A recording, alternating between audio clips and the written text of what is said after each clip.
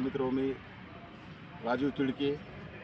माझा वाढदिवस 13 जून 2021 या दिवशी असताना त्या दिवशी माझ्या स्टाफचे तत्कालीन मुख्याध्यापिका जाधव मॅडम, आमच्या शाळेचे कारकून अनंतवार फार म्हणजे उत्साही आणि बाकीच्या सर्व शिक्षकांनी खर्च करून ही जी लाईन आहे त्याकडला जवळपास ह्या लाईनला 50 झाडं असतील, तर ती सर्व झाडं माझ्या वाढदिवसाच्या निमित्तानं लावलेली आहेत। ह्या वर्षी मी हार न स्वीकारायचा, मी कालपासून सांगायलो की मी हार कोणाचाही स्वीकारणार नाही। मला हार शाल वगैरे असं काही आणू नका, कारण की मी एक साधारण माणूस आहे, म्हणजे पृथ्वीवर धुळीचा कणसुद्धा नाही।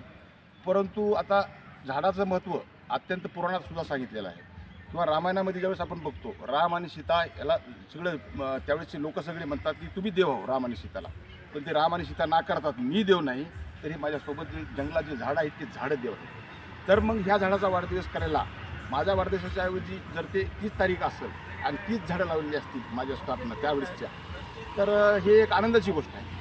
आणि दुसरा उद्देश त्या वाढदिवसाच्या दिवशीच नाही, तर खरं तर माझी पुढेसुद्धा कुठलाही सत्कार स्वीकारायची मानसिकता नाही, कारण की माझे विद्यार्थी जे पालात राहतात त्यांचं डोक्यावरचं छत अनेक वेळेस म्हणजे उडून जातं, त्यांच्या घराला दार नाही, त्यांच्या घरामध्ये जे काही छोटीशी वस्तू असते, छोटा मोबाईल वगैरे काय जे असेल ते सुद्धा वारंवार चोऱ्या होतात।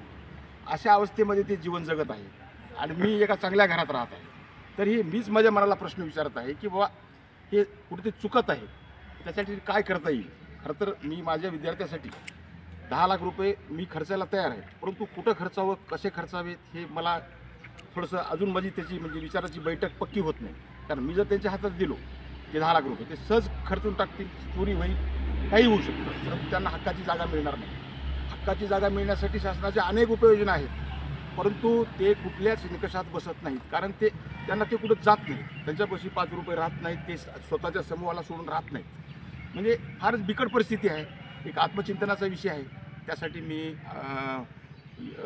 म्हणजे हार कोणाचाही स्वीकारत नाही। ह्याच्या पुढे सुद्धा मला माझे जे मित्र आहेत, आताचे मुख्याध्यापक आदरणीय कागणे सर, हे शिक्षक नेते आहेत, मूर्तूत सर, हे आमचे मित्र आहेत, वृक्षमित्र प्रदीप पवार कांबळे, या सर्वांनी प्रेमानं हार आणला आहे, तर त्यांचा मी मनोमन स्वीकार करतो, परंतु स्वतःच्या गळ्यामध्ये मात्र घालून घेत नाही। ह्याच्याबद्दल मी माफी मागतो। धन्यवाद।